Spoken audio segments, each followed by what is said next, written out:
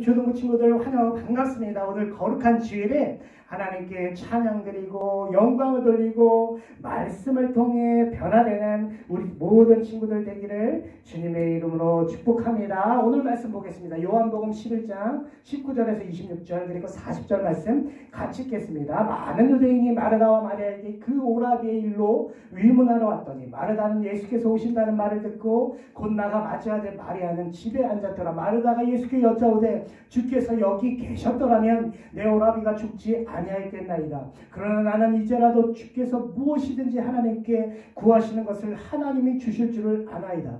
예수께서 이르시되 내 오라비가 다시 살아나리라. 마르다가 이르되 마지막 날 부활 때에는 다시 살아날 줄을 내가 아나이다. 예수께서 이르시되 나는 부활이요 생명이니 나를 믿는 자는 죽어도 살겠고 무릇 살아서 나를 믿는 자는 영원히 죽지 아니하리니 이것을 내가 믿느냐. 예수께서 이르시되 내 말이 내가 믿으면 하나님의 영광을 보리라 하지 아니하였느냐 하시니 아멘. 우리 지난주 말씀 뭐였어요? 달란트 비유에 담긴 의미. 자신의 종들에게 그 모든 소유를 맡기고 떠나는 주인은 누구라고? 앞으로 다시 오실 예수님, 이 땅에 다시 오실 재림 예수님을 뜻하고 재림하실 다시제 이말님, 그쵸? 그리고 예수님 우리 믿는 자에게 하나님의 나라 일, 교회와 말씀을 맡기셨다. 그래서 어떤 방식으로 맡기셨다? 너무도 큰 은혜의 달란트를 주심으로 그리고 각각 믿음의 분량대로 맡기셔서 5달란트 받은 자는 5달란트, 2달란트 받은 자는 2달란트를 충성하여 은혜로서 열매를 맺었다는 거예요. 그러나 1달란트 받은 종은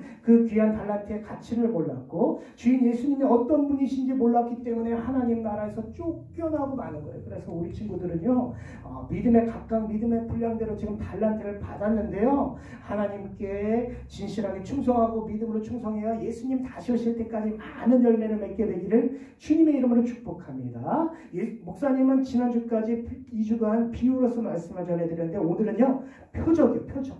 복습해볼게요. 표적 다 배웠어요. 표적이란 읽어볼게요. 예수님을 하나님의 아들로 믿게 하는 것이고 믿고 예수님의 이름을 힘입어 영원한 생명을 얻게 하는 게 표적이에요. 표적. 많은 표적들을 배웠는데 첫 번째 표적 뭐예요? 갈릴리 가나 혼인잔치에서 물이 포도주로 변한 사건. 그렇죠? 물이 포도주로 변한 사건.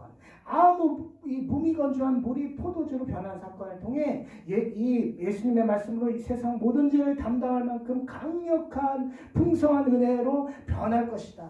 물이 포도주로 변한 것처럼 그렇게 된 것처럼 말씀을 전해드렸고, 가버나움에서 왕이 신하의 아들을 고치신 두 번째 사건을 통해서 누가 이제 하나님 나라에 들어온다? 이방인들이 들어온다. 그리고 세 번째 어떤 중풍병자가 일어나는 이 사건을 통해 고칠 수 없는 중풍병자를 고쳐줌으로써 그 다음에 예수님의 무슨 권세가 있으시다? 죄를 사하는 권세가 있으시다. 그리고 12의 혈루증 앓는 여인이 예수님 옷가에 막 손을 막 닿는 사건을 통해 모든 죄로 인한 더러움과 부정함과 맞서 싸운 믿음을 보여주시고 그 죄와 더러움을 씻어줄 것이다.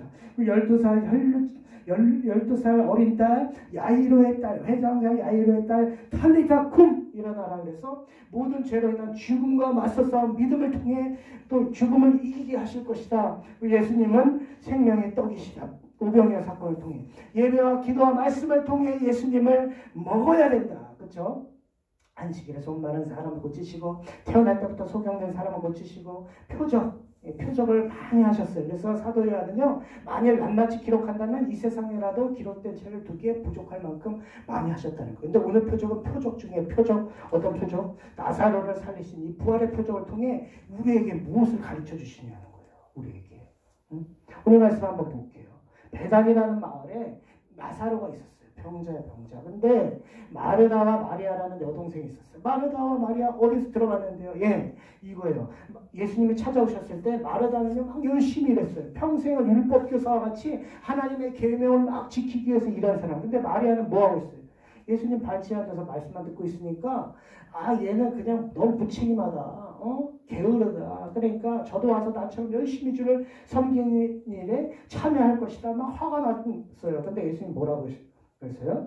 마리아는 가장 중요한 가지 주의 은혜와 사랑을 바라보고 의지하고 붙드는 것을 놓지 않았다. 이것이 가장 중요하다. 마르다야 너도 그렇게 하라. 바로 이것이 마르다와 마리아의 일이었어요. 그런데 오빠가 병든 거예요. 나사로가. 그러니까 사람을 예수님께 보냈어요. 근데 예수님이 그곳에서 베다니 예루살렘에서 오시지 않는 거예요. 베다니는 3km밖에 안 되거든요. 몇십 분이면 걸어서 오는데 안 오시는 거예요. 이유가 무엇이었을까요? 왜 그랬을까요? 질문. 예수님이 이렇게 말씀하십니다. 이 병은 죽을 병이 아니래요. 나사로의 병은 결코 죽음으로 끝나지 않고요. 하나님의 영광을 위함이고 하나님의 아들이 이로 말미암아 영광을 받게 하는 이것이 중요한 표적이 될 것이라는 거예요.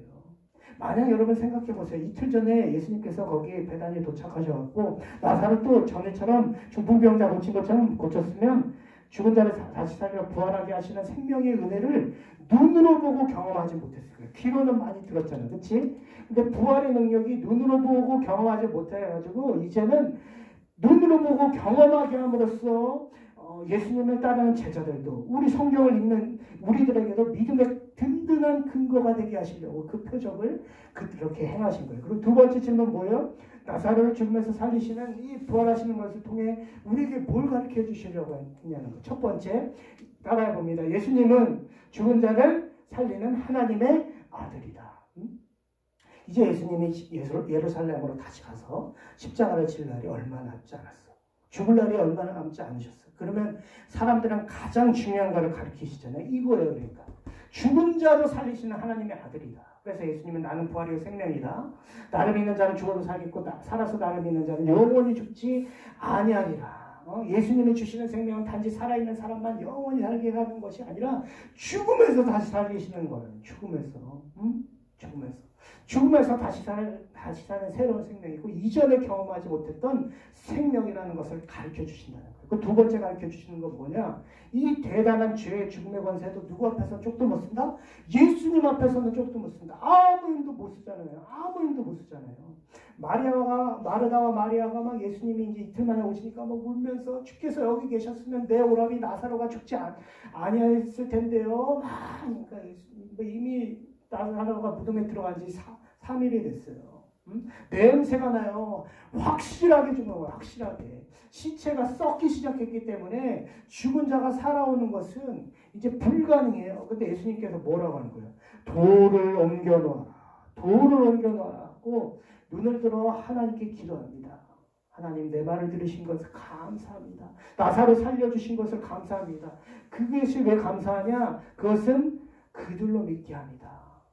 이 자리에 계신 사람들로 믿게 합니다. 그리고 그 자리에 계신 많은 사람들로 그리고 성경에 있는 많은 사람들을 믿게 합니다. 그 다음에 어떻게 해요? 나사로야 하니까 죽은 자니까 이제 수족이 다 손과 발이 배로 동인채로 나오고 얼굴에 수건에 쌓이는 대로 나와서 예수님 풀어놓아 담기하라. 진짜 부활한 거예요. 죽은 자가 살아난 거예요. 죽은 자. 그래서 어떻게 됐어요? 결과는 뭐예요? 많은 유대인이 믿게 됐고 마르다와 마리아도 믿게 됐고 나사로 본인은 물론이에요. 그렇죠? 믿게 됐어요. 특별히 마리아 동생 마리아는요 표적을 경험한 후에 마지막 이제 예수님이 십자가에 달려 돌아가시는 그 유월절 엿새 전에 어떻게 해요? 향을 비워 장사를 예비해요. 예수님께서 죽으시는 죽음이 이 사건을 통해서 나의 죄 때문에 죽는 것을 마리아가 깨달은 거야. 그리고 그러나 예수님이 오빠처럼 부활하겠구나. 나사로처럼 부활하겠구나. 이것을 안 거예요. 그래서 향기를 부었어요. 사랑하는 여러분, 예수님 안에서는 죽음이 더 이상 비참한 끝이 아니에요. 죽으면 부활이 예수님 믿었으니까 새 생명을 시작하게 하고 영생을 시작하는 출발점이에요. 은혜의 출발점. 이것을 가르쳐주는 거예요.